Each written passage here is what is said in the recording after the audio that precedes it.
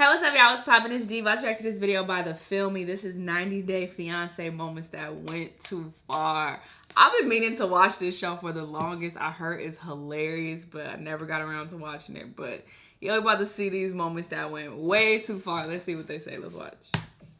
Created as a combination of documentary and reality TV series, 90 Day Fiancé revolves around couples who have applied for or received a K-1 visa, due to which they have 90 days to decide if they want to get married or not. They just trying to get in like this most country. reality television shows, 90 Day Fiancé tends to take things a bit too far, especially when culture gap and pressure are brought into the equation. So stay tuned as we check out 10 of these moments. Back in season 5, we met David Toborowski, a man in his late 40s who was down in his luck. His life turned upside down when he went to visit Thailand, where he met Annie Suwan. Even though the couple almost immediately decided to get married as they really clicked, and things started off quite nicely, they had one big problem that was overshadowing their happiness: financial struggles. To find a place to stay when they get to the United States, the couple met with David's best friend Chris and his wife Nikki for a rooftop dinner. As David revealed, he and Annie would be staying with Chris and Nikki upon their arrival to the States, as it made sense since he didn't own an apartment, a car, or even a US bank account. It seemed really cool of Chris and Nikki to help David out, but soon enough things took a turn for the bizarre. During the dinner, Chris first asked Annie if she would be willing to help around the house with things like cooking, since she wouldn't be able to find work during her 90-day stay in America. Annie seemed to have no problem with that, but she was more shocked when Chris went too far and out of nowhere asked her if she would be down with giving him Thai massages while he lounges by the pool. Is that something that you would be cool to volunteer to give me a massage or something by the pool? Or you weirdo. It seems really low and dirty to ask your best friend's fiance something like that, and naturally both Chris and Nikki took a lot of backlash before they revealed that actually it was the show's producers who told Chris to ask Annie about the massage. Oh. You shouldn't have said it. If you ask Pedro's and Chantal's families, the couple should have never met, let alone married. Still, the couple did meet during Chantal's visit to the Dominican Republic, and they continued dating well after their initial meeting. It was obvious from the get-go that Chantal's family didn't look kindly upon their relationship, but the couple eventually got married, even though Chantal initially lied to her family about Pedro's citizenship.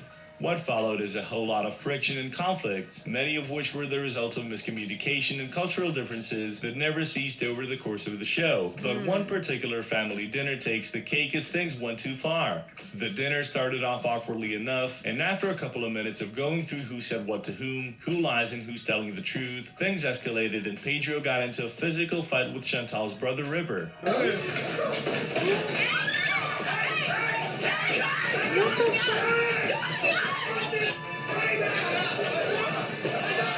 While this doesn't look like anything new in the realm of reality television, according to the cameraman who filmed the scene, it was all 100% real. It looked like it. Back in season 4, Nicole went a bit too far, whether because she was told to do so by the producers or by her own volition. Nicole met Azan Tifo through an online dating service app, and ignoring her parents' wishes, flew to Morocco to meet him, leaving her young daughter May with her sister. When the pair met at the airport, Nicole was visibly thrilled, while Azan commented that she was a little bit big, but concluded that he was happy. When I see all her body, I was surprised that she's big a little bit.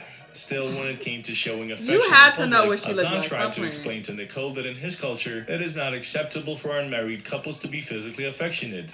This information, however, apparently didn't get through to Nicole, which resulted in an awkward situation when she wanted a hug and a kiss that Azan simply couldn't give her. As if that wasn't enough, she persisted, which ultimately left Azan irritated and the viewers cringing. Okay, let's go. Oh, that's so uncomfortable. Another couple from the most recent season of 90 Day Fiancé are Ashley and Jay Smith, who first met while Ashley was in Jamaica for a friend's wedding. It was pretty much love at first sight for these two, so they stayed in touch after Ashley left, and when she came back to Jamaica 6 months later, Jay popped the question. Despite having some doubts and all her friends warning her about Jay. I've had some doubts about marrying Jay. He's definitely given me some moments that have made me question whether or not he's going to be faithful. Ashley eventually married Jay in Las Vegas in April 2018. However, just 3 days later, Ashley caught her brand new husband using a dating app, and there was generally a lot of drama in their marriage, even by the reality show standards. There's a reason.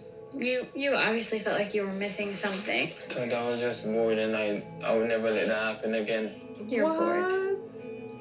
Although Jay reportedly cheated on Ashley at least twice, she decided to stay with him, saying that even though calling it quits might be the smarter thing to do, if someone cheats on you, you don't just automatically fall out of love with them. Girl, bye. She eventually filed for divorce in January 2019, but she then tried to get her groove back again anyway. A couple of weeks later. Since things didn't get any better between her and Jay, however, she filed for divorce again in April, as Z News confirmed through a Pennsylvania court.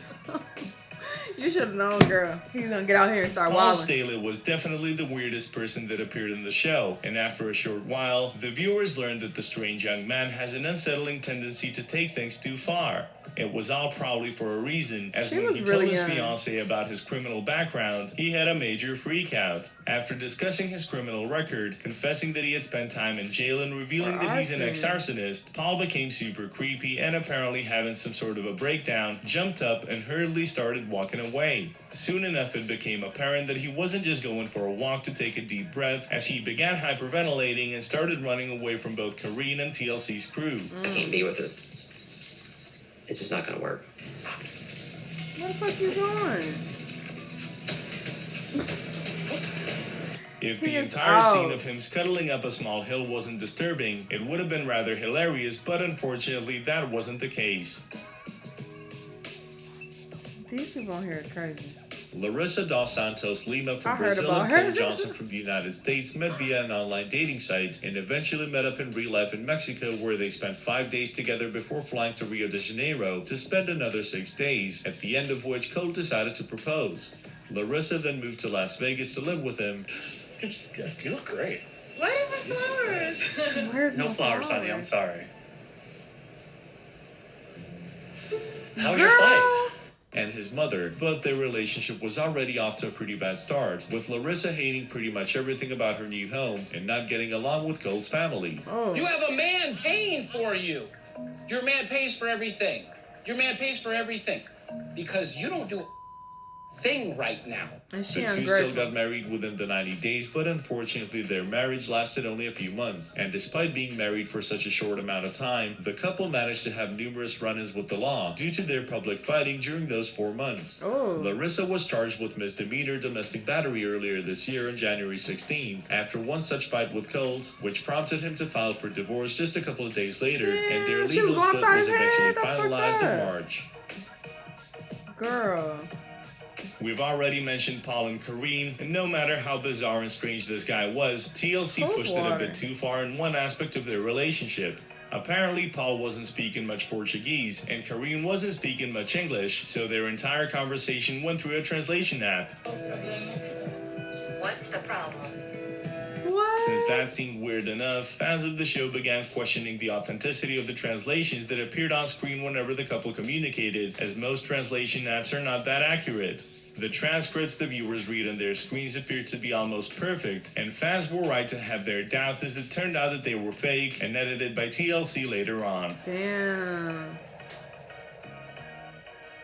Season 2's Danielle Mullins and Mohammed Jabali met in an online chat room and soon got engaged, prompting Mohammed to move from Tunisia to Ohio, according to E! It was pretty obvious that the couple had a lot of issues almost from the beginning, reportedly keeping a lot of secrets from each other. Although they got married within the 90 days, Mohammed left Danielle soon after their time on 90 Day Fiancé ended. In an interview with Cosmopolitan, Danielle revealed that she spent a lot of money on him, saying that she had paid for Mohammed's K-1 visa, their wedding, and their divorce. According to her, Mohammed promised to pay her back, but unfortunately never did. Understandably, Danielle was pretty upset about the whole thing. You're a user, Mohammed. You used me. You told me what I wanted to hear to get me to pull that annulment. Nice.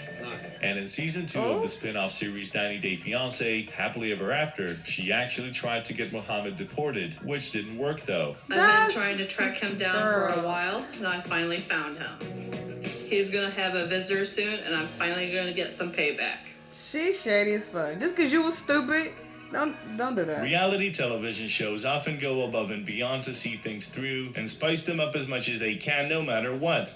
90 Day Fiancé is no exception, and even though there were a lot of fake couples, the show really went too far with Jay and Ashley in season 6. As it turned out, the couple had already broken up before the production of the season even began, so most of the things that the viewers saw on screen were pretty much fake, as they were not even dating at that point. Moreover, a big fake wedding was organized, which led the viewers to believe that Ashley and Jay actually got married, which only made matters worse in retrospect. Stretching things up to a point to make the show more compelling is somewhat acceptable in reality television, but this was totally next level. Damn. You could say that Paul's tale is a gift that keeps on giving, as every situation the man finds himself in is simply going too far, and one of those situations is when he visited Kareen's home country. After hearing him talk about all the STD and pregnancy tests he's gonna make Kareen take, we saw the couple going for a swim. Before jumping in the water with Kareen, Paul made sure to make all the unnecessary and crazy precautions, like wearing 2 life jackets, athletic pants, and most surprisingly, a condom. And I had this little penis, I guess like a sheath protection bag.